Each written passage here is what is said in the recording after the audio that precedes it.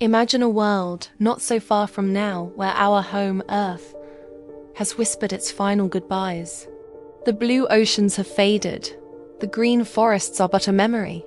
It's a silent, desolate planet, but humanity's spirit, as always, refuses to fade. Against the vast, silent canvas of space, a new arc emerges. A colossal spacecraft, a city among the stars, carrying the last hopes of our species. Its destination? A tiny red dot in the sky, a world of rust and rock we call Mars. This isn't just a journey. It's our last stand, a desperate gamble for survival. The voyage is long and fraught with the unknown. Generations are born, live, and die within the confines of this metal world. Their only connection to Earth, the stories passed down, and the pale blue dot shrinking in the viewport.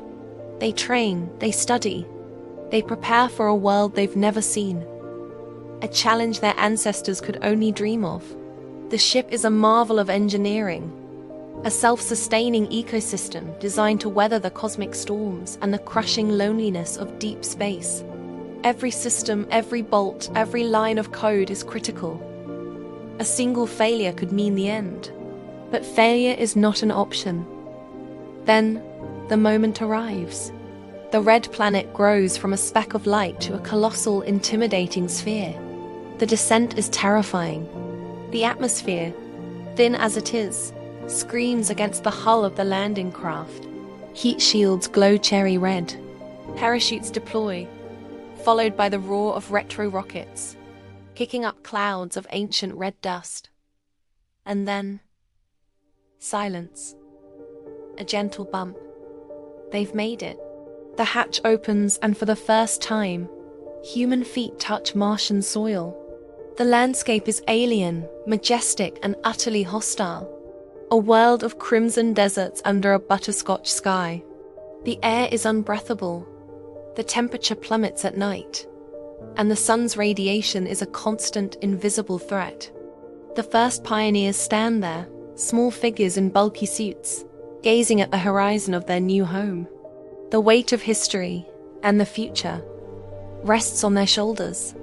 Now, the real work begins. Survival on Mars is a brutal, relentless challenge.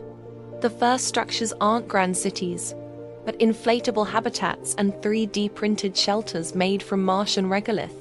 Every day is a battle against the elements. Dust storms, vast enough to swallow the entire planet, rage for weeks on end, blanketing solar panels and threatening to breach the fragile habitats. The fine, abrasive dust gets into everything, a constant reminder of the planet's unwelcoming nature. And then there's the radiation. Without a thick atmosphere or a global magnetic field, cosmic rays bombard the surface. The colonists must live their lives largely underground or within heavily shielded structures. Every venture outside is a calculated risk, a timed mission before radiation exposure reaches dangerous levels. But in the face of this adversity, human ingenuity blossoms. Inside the pressurized habitats, a new world takes shape. The sterile metallic corridors give way to the vibrant green of hydroponic farms.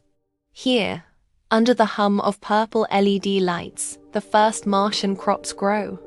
Lettuce, tomatoes, potatoes, each leaf, each sprout is a miracle, a victory against the void.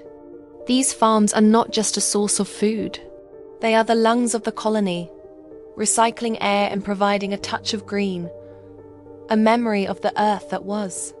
Water, the most precious resource, is painstakingly extracted from ice deposits buried deep beneath the polar caps.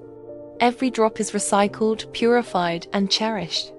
The colony becomes a closed-loop system, a testament to efficiency and resilience.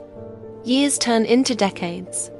The initial Spartan outpost grows into a sprawling network of interconnected biodomes and subterranean cities. A society takes root in the red soil. Schools are established, marketplaces bustle with activity, and new traditions are forged. The language evolves, peppered with new words for Martian phenomena, the redouts of the dust storms, the sky fire of meteor showers. Art and music flourish, reflecting the unique beauty and harshness of their new environment. They paint with pigments derived from Martian minerals and compose music that echoes the haunting winds of the canyons of Valles Marineris. They are building more than just a colony. They are building a culture. A new generation is born. Children who have never known the feel of Earth's gravity, never seen a blue sky or a vast ocean. For them, Mars is not a new world. It is the only world they have ever known. They are taller, leaner, adapted in subtle ways to the lower gravity. Their reality is the red dust, the enclosed habitats, and the star-filled sky, unfiltered by a thick atmosphere. They learn about Earth in their history lessons, a mythical paradise of blue and green, a planet of legends and cautionary tales. They see the images, watch the old videos, but it's like hearing about a distant fantasy land. As these first true Martians come of age, a profound and existential question begins to surface. Who are they? They are not the explorers who came from Earth. They are not Terrans. But are they Martians? The term feels both fitting and strange. They look up at the stars, just as their ancestors did from Earth, but their perspective is fundamentally different. They see Earth not as home, but as a distant star, a beacon of their heritage, but not their identity. This psychological schism creates a quiet tension, a search for meaning. Are they an extension of humanity, or something new entirely? This new generation questions the old ways.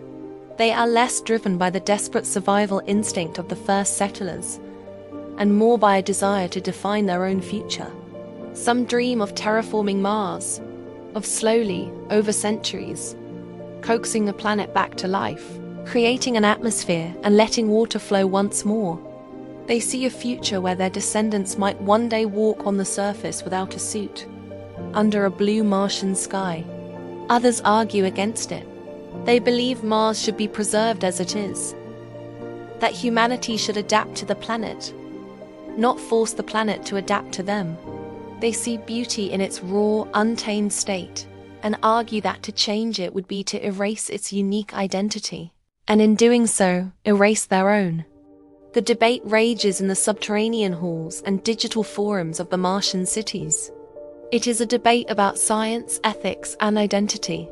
It is the first great philosophical question of this new civilization. Looking out from their viewports at the crimson landscape, they see both a prison and a promise. They are the children of two worlds, belonging fully to neither. Their journey is no longer about survival, but about purpose. As they gaze up at the cosmos, at the distant, shimmering Earth, they are not just looking at their past. They are deciding the future of humanity, not on one world, but among the stars. The next chapter of our story is being written, not in ink, but in the red dust of Mars. Thank you so much for watching. If you're fascinated by our potential future among the stars, be sure to like this video and subscribe for more deep dives into science and space exploration. What do you think the future of a Martian society would look like? Let us know in the comments below. Until next time, keep looking up.